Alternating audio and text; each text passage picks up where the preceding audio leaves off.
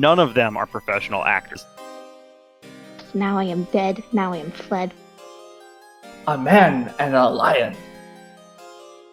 If we shadows have offended, think but this, and all is mended. Shut up! Mute yourself! You're quite fashionably late. My cherry lips have often kissed thy stones. Here, mighty Theseus. Wait, I'm Lysander? You're going to record this time again? Oh yeah, we're going. We're recording now. Oh, we're going. All right. Okay, so some background for this scene before we actually get rolling. As we saw in the other scene, Theseus decided everyone is going to go get married. They just got married. Now they're watching this play as part of their... Well, they're getting together to do the wedding celebration. So this is the wedding party. The wedding has already happened. The important thing is all the different actors we've been discussing that show up in this scene have been rehearsing this for the entire duration of this play. None of them are professional actors. They're all laborers and craftsmen. And they just decided to try to learn this play and put it on for the wedding of Theseus, even though they know or they believe if they do a bad job, they will be put to death. I always miss that context. That's amazing. That's the kind of energy we need. Be dog shit Yellow. anyway, right? All right, so we'll try to make it the right amount of dog shit. Yes, so it's there's no right amount because actually they sabotage themselves. They're so worried about being put to death that they decide they're going to make sure there's no confusion about the fact that they're just putting on a play, right? Uh-huh. They're like, if anyone thinks we actually killed someone on stage, we'll be put to death. So we have to say it's just play. If anyone thinks we brought a real lion in, we're going to be put to death. So we have to say it's not a real lion. Like, they've had all these conversations in advance about this play.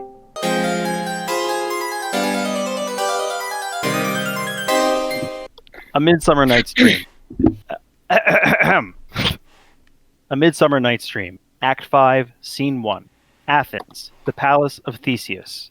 Enter Theseus, Hippolyta, Philostrate, lords and attendants. 'Tis strange, my Theseus, that these lovers speak of. More strange than true, I may never believe these antique fables nor these fairy toys. Lovers and madmen have such seething brains, such shaping fantasies, that apprehend more than cool reason ever comprehends. The lunatic, the lover, and the poet are of imagination all compact. One sees more devils than all vast hell can hold. That is, the madman, the lover, all as frantic, sees Helen's beauty in a brow of Egypt. The poet's eye in fine frenzy rolling, doth glance from heaven to earth, from earth to heaven, and as imagination bodies forth the forms of things unknown, the poet's pen turns them to shapes and gives to airy nothing a local habitation and a name. Such tricks hath strong imagination, that if it would but apprehend some joy, it comprehends some bringer of that joy. Or, in the night, imagining some fear, how easy is a bush supposed to be a bear. But all the story of the night told over, and all their minds transfigured so together, more witnesseth than fancy's images, and grows to something of great constancy, but howsoever strange and admirable. Here come the lovers, full of joy and mirth. Enter Lysander, Demetrius, Hermia, and Helena. Joy, gentle friends, joy and fresh days of love accompany your hearts.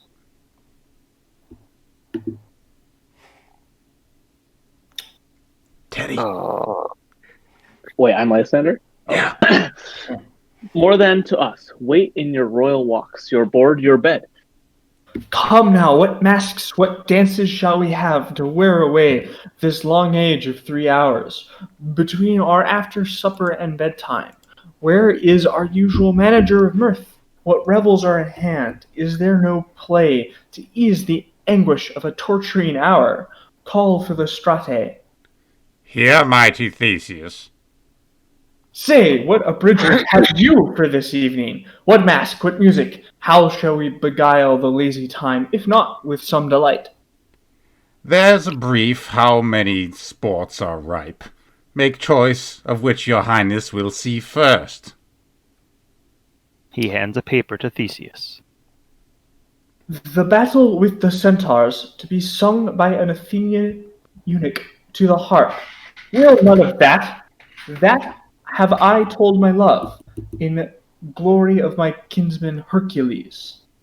The riot of the tipsy bacchanals, tearing the Thracian singer in their rage. That is an old device, and it was played when I from Thebes came last a conqueror. The thrice three muses mourning for the death of learning, late deceased in beggary. That is some satire, keen and critical, not sorting with a nuptial ceremony. A tedious, brief scene of young Pyramus and his love Thisbe, very tragical mirth. Merry and tragical, tedious and brief, that is hot ice and wondrous strange snow. How shall we find concord of this discord? A play there is, my lord, some 10 words long, which is as brief as I have known a play, but by 10 words, my lord, it is too long, which makes it tedious, for in all the play there is not one word apt, one play fitted, and tragical, my noble lord, it is. For Pyramus therein doth kill himself, which when I saw rehearsed, I must confess, made my mine eyes water, but more merry tears, the passion of loud laughter, never shed. What are they that do play it? Hard-handed men that work in Athens here, which never laboured in their minds till now, and now have toiled their unbreathed memories with the same play against your nuptial. And we will hear it. No, my noble lord, it is not for you. I have heard it over, and it is nothing in the world, unless you can find sport in their intense, extremely stretched and conned with cruel pain, to do you service. I will hear that play, for never anything can be amiss when simpleness and duty tender it. Go, bring them in, and take your places, ladies. Philostrate exits. I love not to see wretchedness o'ercharged, and duty in his service perishing. Why, gentle sweet, you shall see no such thing. He says they can do nothing in this kind. The kinder we to give them thanks for nothing. Our sport shall be to take what they mistake. And what poor duty cannot do, noble respect takes it in might, not merit. Where I have come, great clerks have purposed to greet me with premeditated welcomes, where I have seen them shiver and look pale, make periods in the midst of sentences, throttle their practiced accent in their fears, and in conclusion dumbly have broken off, not paying me a welcome. Trust me, sweet, out of this silence yet I picked a welcome, and in the modesty of fearful duty I read as much from the rattling tongue of saucy and audacious eloquence. Love, therefore, and tongue-tied simplicity, in least speak most to my capacity. Philostrate re-enters. So, please your grace, the prologue is addressed. Let him approach. Da-da-da-da. Quince enters for the prologue. If we offend, it is with our good will. That you should think we come not to offend, but with good will. To show our simple skill, that is the true beginning of our end. Consider them. We come but in despite. We do not come as minding to contest you. Our true intent is, all for your delight, we are not here. That you should here repent you, the actors are at hand, and by their show you shall know all that you are like to know. This fellow does not stand upon points. He hath rid his prologue like a rough colt. He knows not to stop. A good moral, my lord. It is not enough to speak, but to speak truth. Indeed, he hath played on his prologue like a child on a recorder, a sound, but not in government. His speech was like a tangled chain, nothing impaired, but all disordered. Who is next? Pyramus, Thisbe, Wall, Moonshine, and Lion enter. Gentles, Perchance you wonder at this show, but wonder on, till truth make all things plain. This man is Pyramus, if you would know. This beauteous lady Thisbe is, certain. This man, with lime and rough cast, doth present wall, that vile wall which did these lovers sunder. And through wall's chink, poor souls, they are content to whisper, at the which let no man wonder.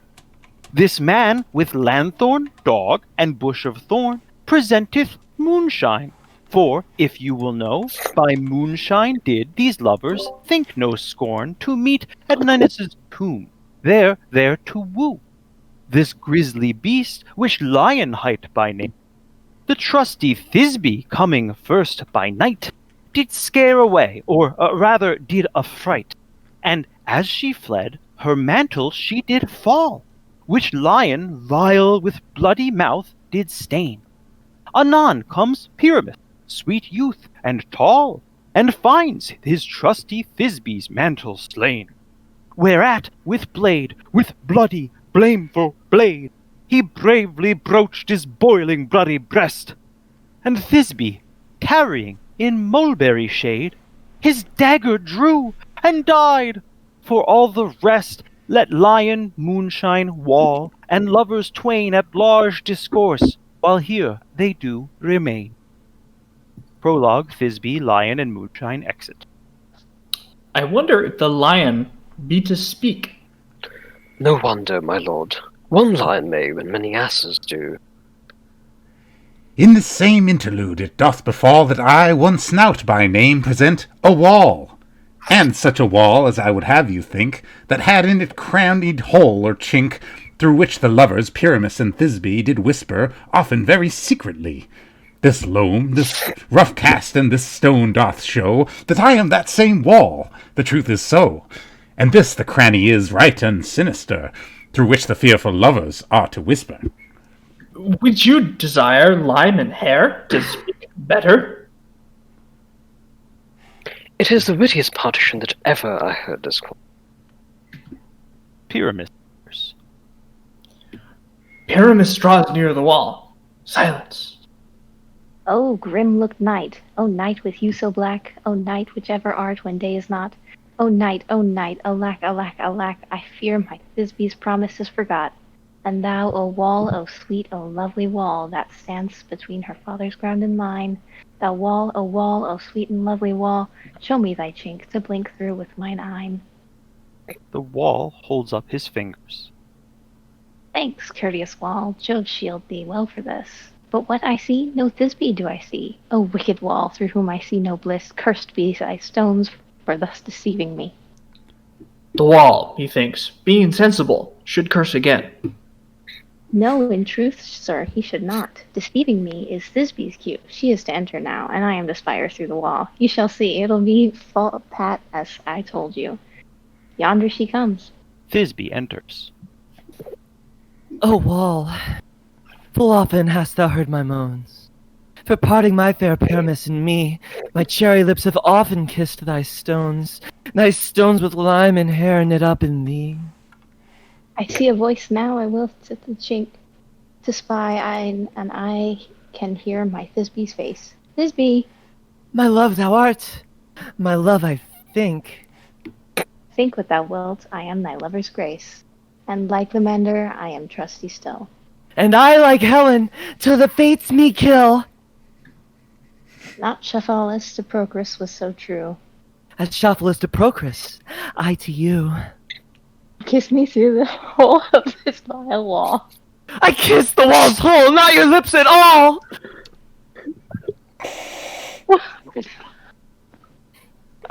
Wilt thou to meet me straightway? Tide life, tide death, I come without delay. Pyramus and Thisbe exit. Thus have I, wall, my part discharged so, and being done, thus wall away doth go. The wall exit. Now is the mural down between the two neighbors. No remedy, my lord, when walls are full to hear. This is the silliest stuff that I ever heard. The best in this kind are but shadows, and the worst are no worse if imagination amend them. It must be your imagination then and not theirs. We imagine worse of them than they of themselves. They may pass for excellent men. Here, come two noble beasts in, a man and a lion. Lion and Moonshine enter.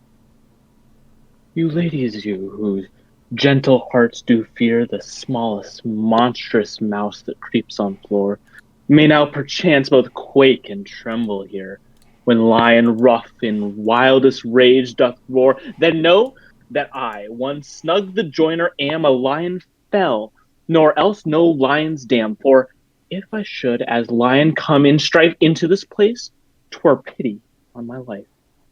A very gentle beast, of a good conscience. The very best of the beast, my lord, that e'er I saw. This lion is a very fox for his valor. True, and a goose for his discretion. Not so, my lord, for his valour cannot carry his discretion, and the fox carries the goose. His discretion, I am sure, cannot carry his valor, for the goose carries not the fox, it is well. Leave it to his discretion, and let us listen to the moon. This lanthorn doth the horned moon present. He should have worn the horns on his head. He is no crescent, and his horns are invisible within the circumference. This lanthorn doth the horned moon present. Myself the man, I the moon do seem to be. This is the greatest error of all the rest. The man should be put into the lanthorn. How is it else the man in the moon? He dares not come there for the candle, for you see, it is already in snuff. I am aweary of this moon. Would he would change. It appears by his small light of discretion that he is in the wane, but yet in courtesy, in all reason, we must stay the time. Proceed, moon. All that I have to say is to tell you that the lanthorn is the moon. I, the man in the moon, this thorn bush, my thorn bush, and this dog, my dog.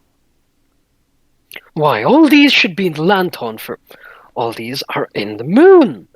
But silence, here comes Thisbe. Thisbe enters.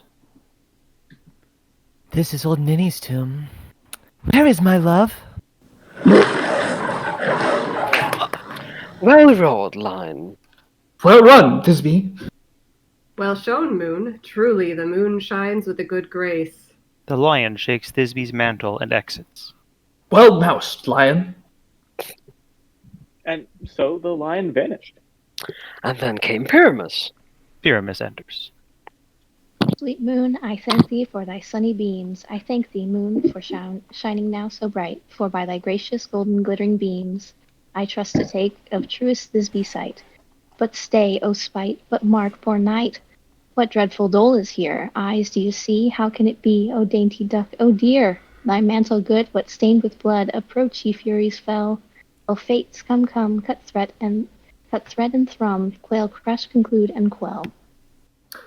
This passion and the death of a dear friend would go near to make a man look sad.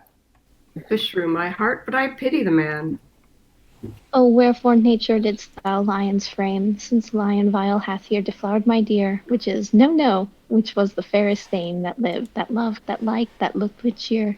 Come tears confound, out sword and wound, the pap of Pyramus, I that left pap, where heart doth hop. Pyramus stabs himself. Thus I die, thus, now I am dead, now I am fled, my soul is in the sky, tongue loose thy light, moon take thy flight. Moonshine exits.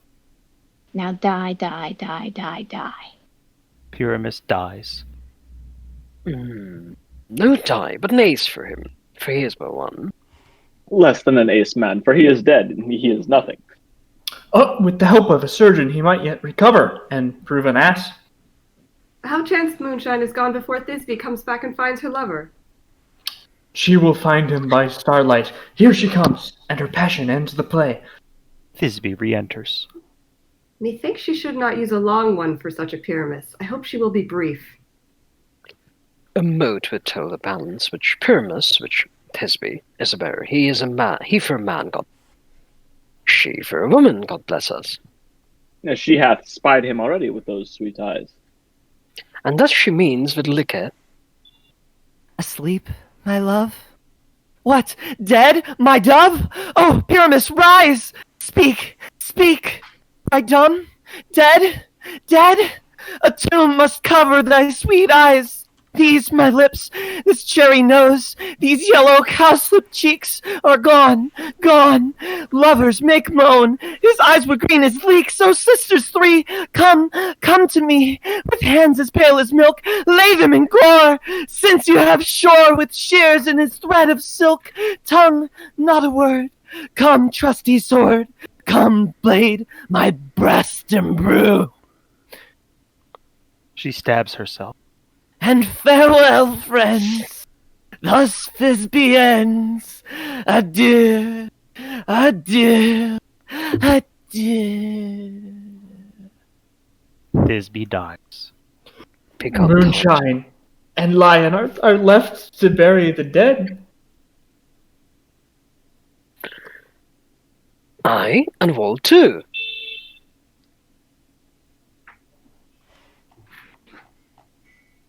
Pyramus. Wait. Hello? Yeah, it's Pyramus's line. Cheesecake. I lost it. I'm Wait, gone. Pyramus? Isn't it Oh, bottom. It's the side? same character, yeah. Bottom Oh, it's bottom. Okay. Yeah. No, I assure you, the wall is down that parted their fathers. Will it please you to see the epilogue, or to hear a burgomask dance between two of our company? No epilogue, I pray you, for your play needs no excuse. Never excuse, for when players are all dead, there needs none be blamed. Marry, if he that writ it had played Pyramus and hanged himself in Thisbe's garter, it would have been a fine tragedy, and so it is truly, and very notably discharged. But come, your burgomask, let your epilogue alone. There is a dance. The iron tongue of midnight hath told 12. Lovers to bed, 'tis almost fairy time. I fear we shall outsleep the coming morn, as much as we this night have overwatched. This palpable gross play hath well beguiled the heavy gate of night. Sweet friends, to bed.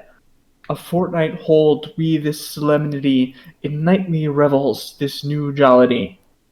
They all exit. Puck enters. Now the hungry lion roars, and the wolf behowls the moon, whilst the heavy ploughman snores, all with weary task fordone. Now the wasted brands do glow, whilst the screech owl, screeching loud, puts the wretch that lies in woe in remembrance of a shroud. Now it is the time of night that the graves all gaping wide, everyone lets forth his sprite in the churchway paths to glide. And we fairies that do run by triple Hecate's team, from the presence of the sun following darkness like a dream. Now our frolic, not a mouse, shall disturb this hallowed house. I am sent with broom before to sweep the dust behind the door. Oberon and Titania, their train, enter. Through the house give gathering light, by the dead and drowsy fire, every elf and fairy sprite hop as light as bird from briar. And this ditty after me sing and dance it trippingly.